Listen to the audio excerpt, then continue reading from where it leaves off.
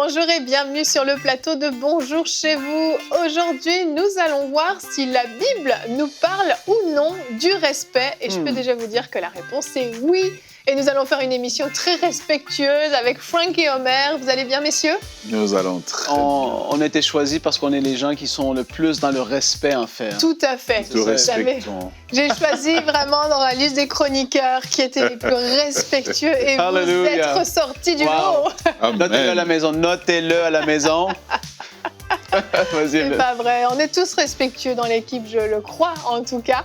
Et on va voir qu'on peut progresser dans le respect. Par contre, il y a vraiment... il y a le respect peut-être qu'on nous a inculqué, qu'on a vu à la naissance, enfin à la naissance en grandissant, que nos parents nous ont appris. Il y a merci et s'il te plaît qui est la base du respect, mais on va voir qu'on peut aller plus loin. Et oui, la Bible parle du respect. C'est quelque chose d'important, particulièrement pour notre témoignage. Ouais. Et Omer, tu vas faire une rubrique famille et tu vas nous parler du respect, mais dans le mariage. Effectivement, un sujet assez, disons, d'actualité, alors que les gens sont justement enfermés dans leur maison et dans des espaces parfois étroits. Et on va parler de l'importance de se respecter et de qu'est-ce que la Bible dit et quelle image ça projette par rapport à notre témoignage en tant que chrétien. Tout à fait. On va en parler tout à l'heure. Et puis, on a vu que, en tout cas en Chine, à la sortie du confinement, les divorces avaient explosé. Je ne sais pas si c'est le cas ailleurs en Europe. Je n'ai pas de chiffres. Mais on voit qu'effectivement, le fait d'être dans un espace restreint 24 heures sur 24 peut faire qu'on oublie peut-être les bases du respect. Et cette rubrique va nous faire du bien. Et Frank, on va commencer cette émission avec toi dans la pensée du jour.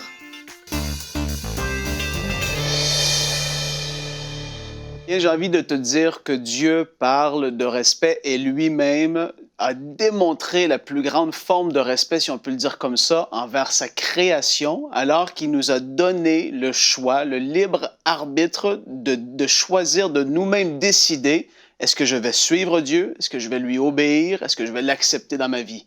En fait, le respect, c'est pas forcément l'approbation de ce que quelqu'un fait. Ou de ce qu'une organisation peut faire. Le respect, c'est autre chose. Et Dieu lui-même, comme je l'ai dit, nous a démontré le respect, a respecté sa création en lui donnant le choix. C'est la première chose que je veux établir parce que pour beaucoup de vous, je pense que les yeux ont fait « Ah ouais, c'est vrai, Dieu nous a respectés à ce niveau et c'est super important de le comprendre. » Et un verset que je vais lire en particulier, j'en ai deux pour la pensée du jour d'aujourd'hui. Le premier se trouve dans Jean 13, les versets 34-35. C'est des versets qui sont connus, mais très importants par rapport au respect. La parole nous dit « Je vous donne un commandement nouveau. Aimez-vous les uns les autres comme je vous ai aimé. Vous aussi, aimez-vous les uns les autres. À ceux-ci, tous connaîtront que vous êtes mes disciples si vous avez de l'amour les uns pour les autres. » Et l'amour et le respect vont main dans la main. Tu ne peux pas les dissocier les uns des autres. C'est impossible, en fait. L'autre verset que je voulais vous partager très rapidement avant d'aller plus loin se trouve dans Matthieu 7 et le verset 12.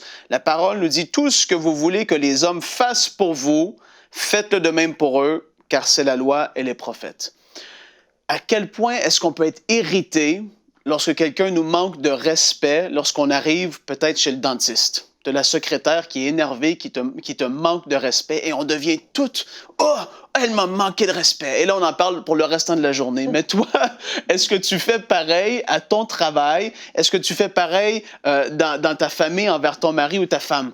Je vous le dis, il y a un piège qui est tellement... Et je crois qu'Omer va possiblement toucher un mot, mais c'est la familiarité va nous pousser à manquer de respect pour les personnes envers qui on devrait en avoir. Et dans le couple, c'est comme ça, malgré qu'on est mari, femme, meilleurs amis, il y a cet aspect-là du respect qui doit toujours demeurer. Et je vous le dis, quand je regarde aujourd'hui ce qui est poussé de l'avant par les gouvernements, par toutes sortes d'associations qui sont là, ils veulent que les gens les respectent pour qui ils sont. Ben, nous aussi, on veut se faire respecter, on doit faire de même pour les autres. Je l'ai dit, ce n'est pas d'accepter ou de mettre un sceau d'approbation sur ce que tout le monde fait, mais c'est de se respecter les uns les autres. Quand il n'y a plus le respect, ça devient dangereux. Les choses qu'on va dire, les actions qu'on va poser vont aller avec. Et en réalité, je veux vous exhorter aussi à faire attention à ce qui va sortir de votre bouche. Parce que dire merci, s'il te plaît, bonne journée, c'est des choses de base. mais le respect va se démontrer d'une autre façon aussi au travers de nos actions. Comment est-ce que tu vas traiter les gens? Comment est-ce que tu vas agir avec eux, avec tes enfants, avec ton mari, ta femme? Les actions vont démontrer le respect aussi et non seulement juste nos paroles, parce que beaucoup de gens vont dire beaucoup de choses, alléluia, mais les actions ne vont pas suivre. Et là, j'ai plus le temps. On termine là pour la pensée du jour. Je vous aime. Soyez bénis. Respectons-nous les uns les autres. Gloire à Dieu, glory. Et il a respecté le temps. Et il a respecté le temps, effectivement. Un peu bruyamment sur la fin, mais au cas où quelqu'un s'était endormi à la maison. J'ai dû partir, hein, c'est ça. C'était peut-être un thème qui endort certaines personnes, mais... Ça a réveillé tout le monde. J'ai voulu, c'est ça. C'est bien. Mais maintenant que vous êtes tous réveillés, vous allez pouvoir nous écouter attentivement. La Bible parle du respect, on l'a vu. Le verset qui dit « Aime ton prochain comme toi-même » nous parle de respect. L'amour et le respect vont de pair, en fait. Parce qu'on ne peut pas respecter quelqu'un qu'on déteste, quelqu'un qu'on voit et qui anime de la colère en nous. On va avoir beaucoup de mal à le respecter. Si on aime, on apprend à aimer, même nos ennemis, même ceux qui ne nous apprécient pas forcément, même nos collègues de travail qui sont désagréables. Le fait que nous, on passe par-dessus, puis on décide de les respecter quand même. Respecter, c'est effectivement des choses de base, comme tu l'as dit. On dit bonjour, on dit merci, on dit s'il vous plaît. Mais le respect, ça peut aller beaucoup plus loin aussi. C'est poser un acte concret, aller peut-être apporter un café à une personne. Tiens, je t'ai apporté un petit café aujourd'hui. C'est peut-être lui rendre un service. Respecter, c'est éviter de venir se moquer de cette personne quand elle va peut-être se tromper ou quoi que ce soit. Éviter de lui couper la parole sans arrêt. Le respect touche à beaucoup de choses. Et en fait, les gens ont besoin d'être respectés. On sait, dans le couple, peut-être que tu en parleras tout à l'heure, Omer, mais un des besoins fondamentaux de l'homme, c'est d'être respecté, mais pour les femmes aussi. En fait, c'est tout être humain a besoin de se sentir respecté. Quand on ne se sent pas respecté, il y a comme une animosité qui monte en nous et on a tendance à vouloir, à notre tour, manquer de respect. Et j'ai une citation aujourd'hui que j'aimerais vous présenter, c'est de l'évangéliste Billy Graham, qu'on connaît très bien, qui a dit quelque chose de très très vrai. Un enfant autorisé à être irrespectueux envers ses parents n'aura aucun respect pour personne. On voit ici l'importance, en fait, que si on n'est pas capable de respecter finalement les personnes qui sont les plus chères à nos yeux, en l'occurrence pour un enfant, ses parents, c'est vraiment ce qu'il a de plus précieux, comment va-t-il respecter les autres? Cette éducation, en fait, qui fait qu'on apprend le respect. Dieu, en tant qu'enfant de Dieu, on est reparti à zéro dans notre éducation. Peut-être que nos parents nous ont jamais appris à respecter, mais en tant qu'enfant de Dieu, on repart à zéro et on peut devenir des personnes respectueuses. Amen. Non seulement ça, mais quand on regarde à nos vies, notre vie est, si on peut dire, un évangile ouvert pour les autres.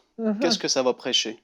Qu'est-ce que ta vie démontre vis-à-vis des gens de ton travail? Mais des chrétiens top secret, il y en a tellement et qui sont d'une manière à l'Église et complètement différents au travail.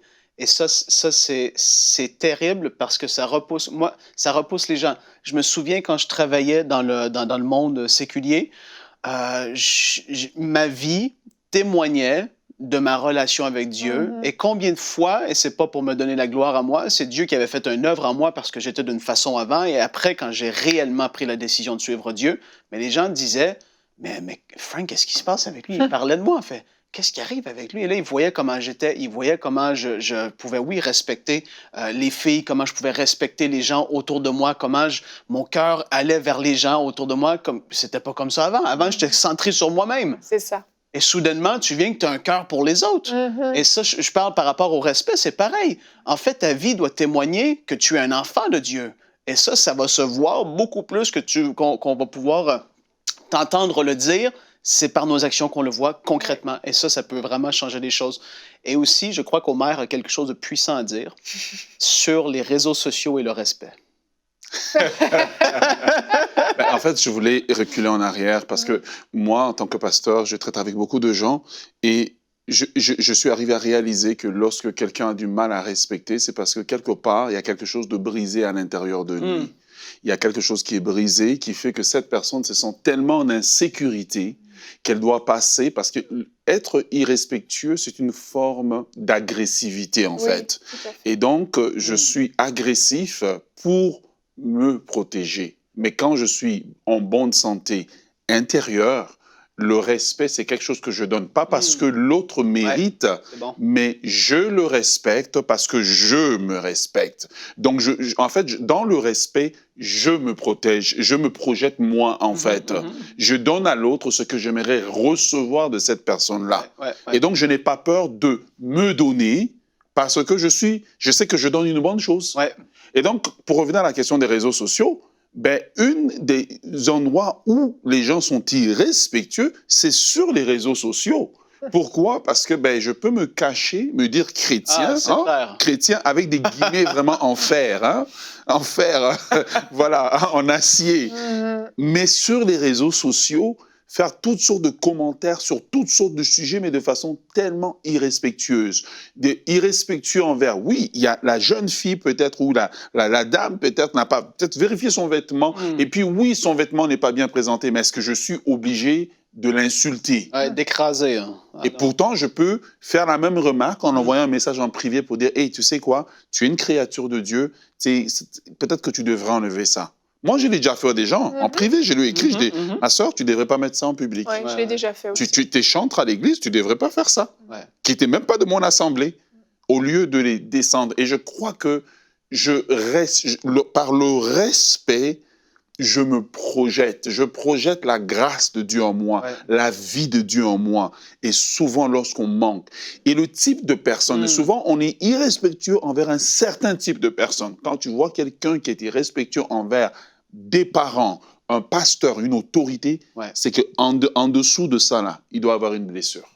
Et le respect, en fait, c'est un signe d'amour. Tu sais, tu parles de reprendre quelqu'un à l'église. C'est d'aimer quand tu fais ça, c'est de respecter. Et même des fois, parfois, les gens s'habillent d'une façon ou parlent d'une façon et tout ça parce que, oui, ils n'ont pas vu forcément, entre guillemets, je vais dire, mieux dans leur vie. Quand quelqu'un vient au Seigneur d'une famille qui ne connaît pas Dieu, que le père, c'était n'importe comment. Moi, j'étais chez des amis quand j'étais plus jeune et j'ai vu des choses, des parents parler d'une certaine façon et tout ça. Tu te dis aujourd'hui, en vieillissant, tu te dis, mais je comprends pourquoi telle personne était comme ça, parce que les modèles étaient tels que... Et tu te dis, ben, c'est ça. Et comme je dis, démontrer le respect de certaines façons, exhorter à changer, à aller plus loin, c'est une forme de respect envers la personne parce que tu veux l'avoir maturée. Et c'est l'amour en action aussi. Il ne faut pas l'oublier, super important. Amen. On va regarder notre verset du jour qui nous parle du respect, bien entendu. 1 Pierre 3 au verset 15 et 16. Respectez dans votre cœur la sainteté de Dieu le Seigneur. C'est la première personne que nous devons respecter et craindre. Soyez toujours prêts à défendre l'espérance qui est en vous devant tous ceux qui vous en demandent raison. Faites-le avec douceur et respect en gardant une bonne conscience. Amen. Dans ce verset, on parle de personnes qui viendraient peut-être nous demander de rendre des comptes sur notre foi, ou on est attaqué sur notre foi. Ce verset nous parle de rester doux et respectueux avec des personnes qui en fait nous attaquent. À combien plus forte raison, nous devons être doux et respectueux avec ceux qui nous aiment, qui font partie de notre famille, qui font partie de nos amis, de nos frères et sœurs à l'église, de nos collègues, qui eux peut-être ne nous attaquent pas, mais nous-mêmes, par notre manque de respect, en fait, on va les attaquer. Et vraiment, ma prière est que cette émission puisse porter un fruit qui va durer dans les cœurs de vous qui écoutez cette émission. Parce que nous avons besoin, en tant qu'enfants de Dieu, d'être différents de ceux du monde. Et si ceux qui vous entourent, même au travail, si tous vos collègues de travail règnent une atmosphère irrespectueuse, vous pouvez vraiment faire la différence. Être la personne qui va s'entendre avec tout le monde, être la personne qui va respecter la plus méchante, la plus dure des collègues ou le plus irrespectueux des collègues. Vous pouvez vraiment faire la différence. Vous êtes une lumière. Une lumière doit absolument briller, sinon elle ne sert à rien. Et nous allons enchaîner maintenant par rapport au respect dans le couple avec toi, Omer, dans la rubrique famille.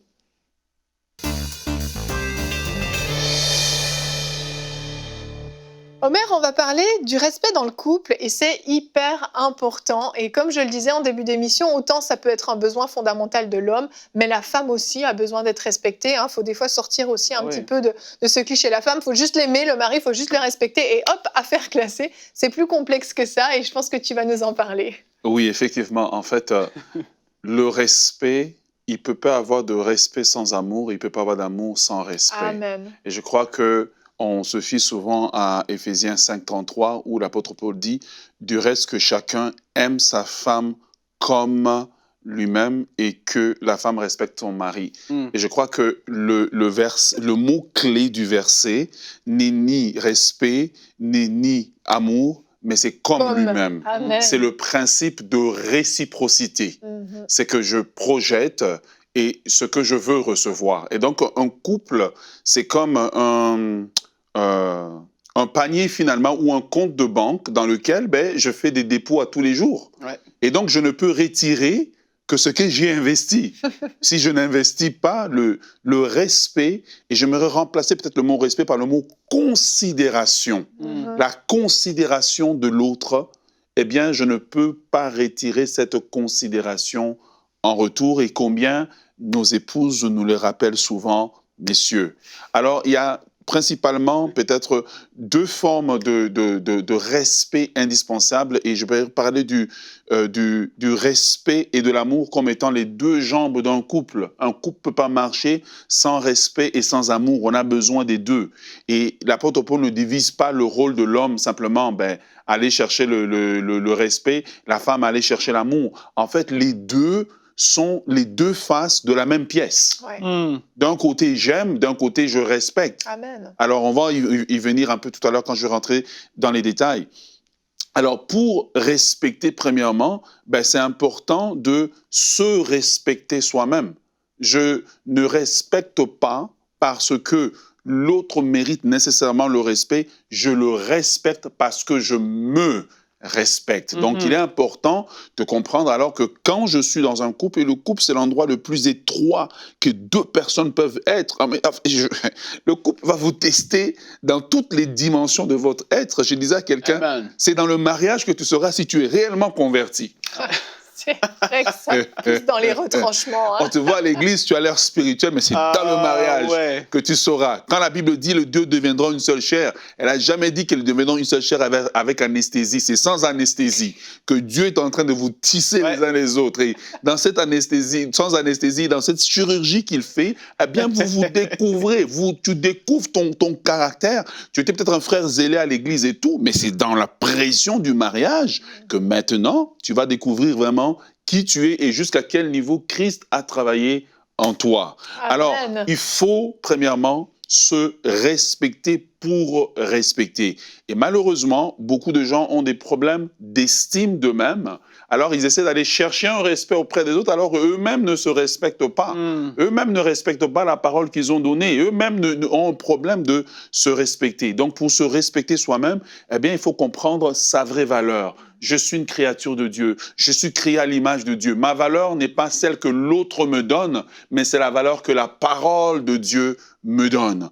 Et ce qui fait que dans le mariage, on ne devient pas des dépendants émotionnels pour que toute ma valeur soit celle que mon mari doit me dire « je suis belle ». Je suis belle, je suis belle. Et surtout cette fameuse phrase que les femmes demandent qui terrorise les hommes. Est-ce que j'ai grossi? Alors, c'est important. Et ce qui va faire que quand je me respecte, eh bien, je commence à découvrir la liberté d'exprimer ce que je pense, ce que je ressens, parce que je me sens en sécurité envers moi-même. Aussi, lorsque je me respecte, j'apprends à poser des limites, à savoir dire « je t'aime beaucoup, mais ça, je ne ferai pas ». Et malheureusement, beaucoup de gens sont en couple, mais ne se respectent pas. Ils pensent que pour démontrer l'amour, il faut dire « oui » à tout. Dieu nous aime, mais Dieu a dit à Adam « le jour où tu vas manger, le jour où tu vas manger de l'arbre, de l'arbre de la connaissance du bien et du mal, ce jour-là, toi et moi, c'est fini. Okay? Je vais te sortir du jardin. Eh bien, l'amour, Dieu aimait Adam. Je suis certain que lorsque Adam était chassé du jardin, Dieu a versé des larmes. Mais à un moment donné, c'est que l'amour fait qu'on doit poser certaines limites. Ça va dire, non, là, je suis fatigué, je ne pourrais pas vraiment faire telle chose. Dire oui tout le temps n'est pas un signe de respect. Alors, je veux maintenant aller dans la profondeur, puisque c'est ça que tout le monde attend. Alors, la deuxième des choses qu'il faut apprendre, c'est il faut maintenant, une fois que je le respecte de moi-même, j'apprends maintenant à respecter l'autre. Et c'est important. Je respecte l'autre par les paroles qui sortent de ma bouche. Ouais. Et là, j'aimerais vraiment parler à chacun d'entre nous. Dans un couple, vous allez croiser des problèmes. Et un homme que j'écoutais un jour, il parlait, il disait que les problèmes dans un couple sont comme la grippe. Ça vient et ça part. Même les couples qui semblent les plus harmonieux, les plus je t'aime, les plus ceci, cela, à un moment donné, la vie humaine fait qu'on va croiser des points de divergence. La façon dont je parle quand je suis fâché, ça me dit en fait le respect que j'ai pour l'autre.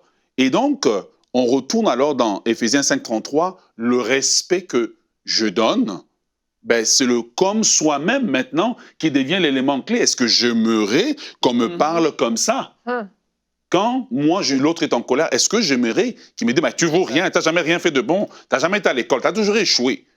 Mais ça fait aussi que la façon dont on se parle devant les enfants, devant la belle famille, ben, devient un élément clé. Le respect que je donne devient un élément clé à ce moment-là.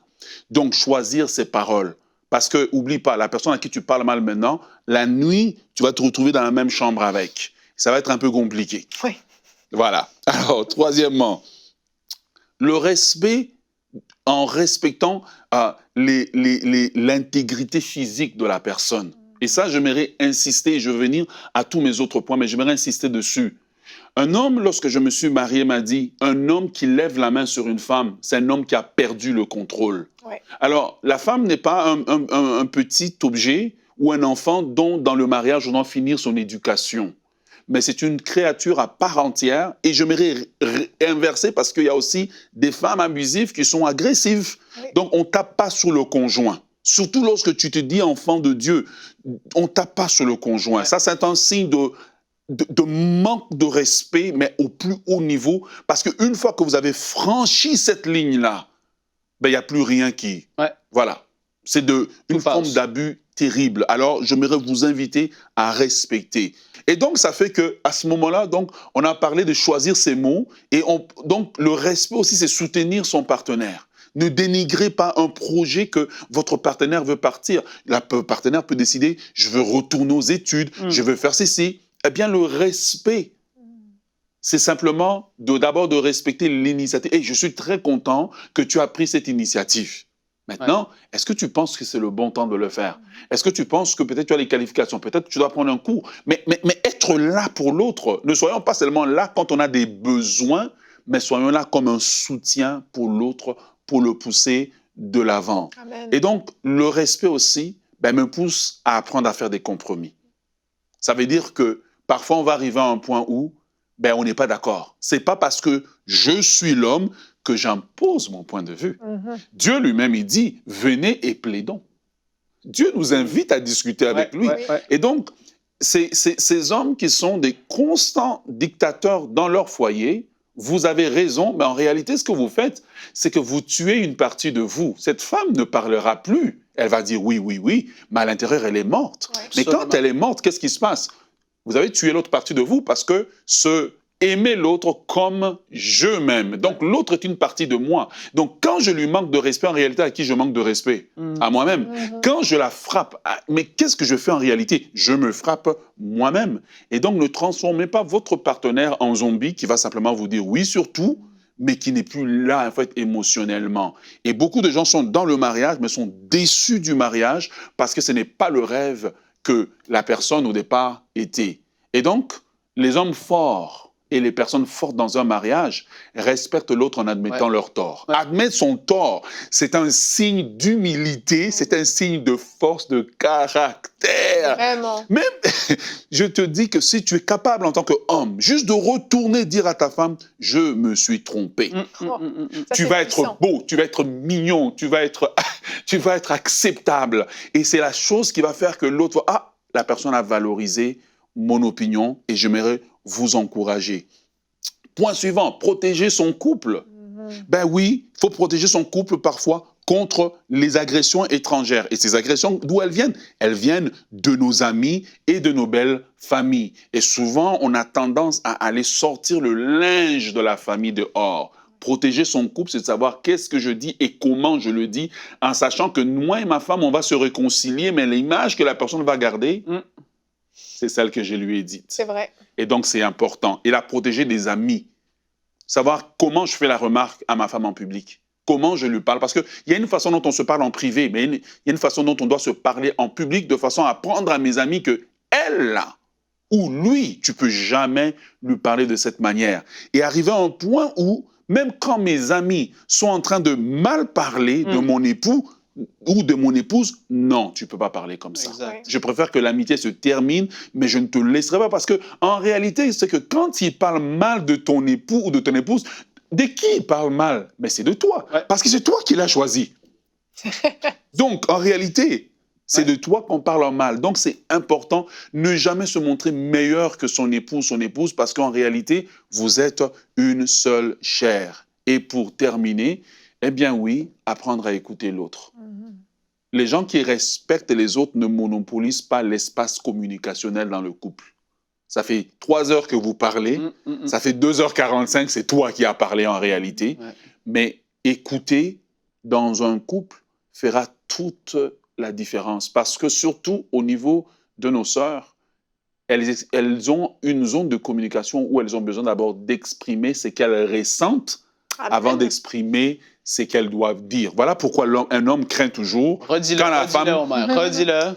Un homme craint toujours quand la femme dit « il faut qu'on se parle ».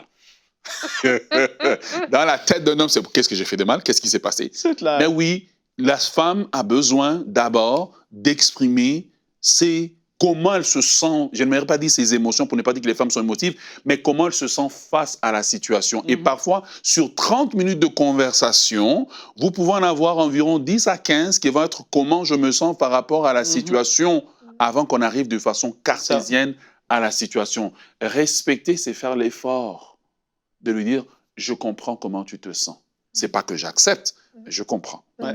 Que Dieu vous bénisse. Merci. Il y avait quelque chose sur Frank. le respect ne force pas, n'impose pas. Et ça, c'est une parole pour quelqu'un. Vraiment, quand on a parlé au maire, le respect ne va pas forcer les choses. Et ça, quelqu'un doit le recevoir certainement. Amen. Excellente rubrique, Omer. Merci beaucoup. C'était plein de pépites. Et je vous invite à réécouter parce qu'il y a eu beaucoup de choses qui ont été dites en peu de temps. J'aurais aimé t'écouter le double de temps parce que c'était vraiment très intéressant. À la maison, vous pouvez aller réécouter cette émission si vous le souhaitez sur emcitv.com, sur le replay, tout simplement. C'est très simple. Vous retrouvez l'émission Bonjour chez vous et vous pourrez réécouter toute cette rubrique d'Omer. Merci beaucoup à vous deux, messieurs. Nous allons nous retrouver demain. Nous allons continuer un peu à parler du couple, comme je le disais en début de semaine. Laisse Dieu combler tes attentes. Nous parlerons de toutes sortes d'attentes, pas uniquement des attentes dans le couple, mais Jérémy Sondril sera avec nous pour faire une rubrique Conseil du coach. Quelles sont les attentes de l'époux et de l'épouse dans le couple? Et là, on va voir que parfois, on a des attentes peut-être un petit peu démesurées ou au contraire, des attentes trop basses. On en parle demain dans l'émission Bonjour chez vous. Soyez bénis.